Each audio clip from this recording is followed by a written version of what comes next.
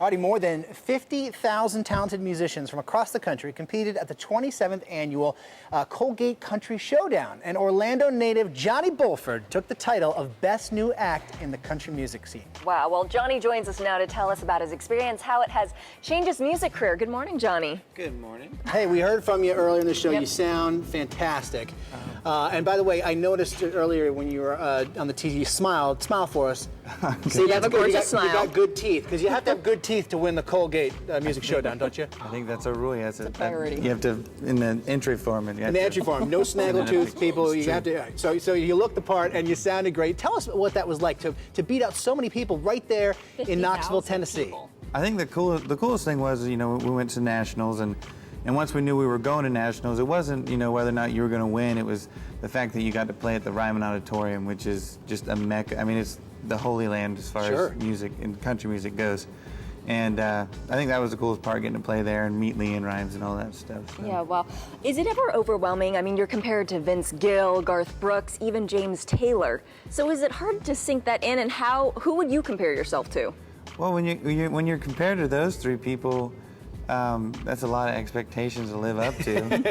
Talk about setting the bar high. And they're all very different. So those people who compared me to those, they must have seen me at different shows, Because, Garth Brooks is real high energy, and James Taylor's acoustic player, and so.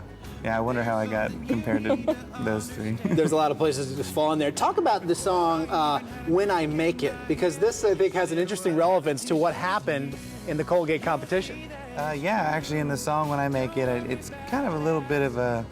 I always felt like I was kind of, arrogant, but it talks about, when you finally get there and you're famous, all the stuff that happens, like you get free stuff given to you, and you get to play places like the Grand Ole Opry, and that's where people chant your name. Yeah, and people chant. that. Yeah, so that's what the song talks about. And actually, because of the showdown, I played at the Ryman Auditorium, which is where the Opry started, and Taylor gave me a guitar, so they sponsor me now. So you talked about fame. So what has been, something the hardest transition for you? Because people recognize you now. I mean, you beat out 50,000 people. You have a CD. Yeah, I guess the hardest thing is doing TV interviews.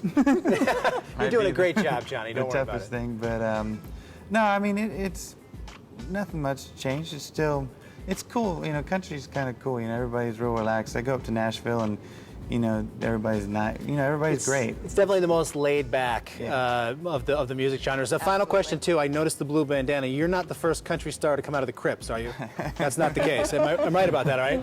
I'm not allowed to talk about that, actually. Oh, okay, we don't want to. Yeah, we want to leave that on the DL. No. Johnny, you're a good sport, buddy. And we are going to actually be hearing again from Johnny in another performance later in the show. He's fantastic. You don't want to miss it. In the meantime, head to our website, dailybuzz.now.com. For more on Johnny Bulford. We are back in just a moment. Keep it right here.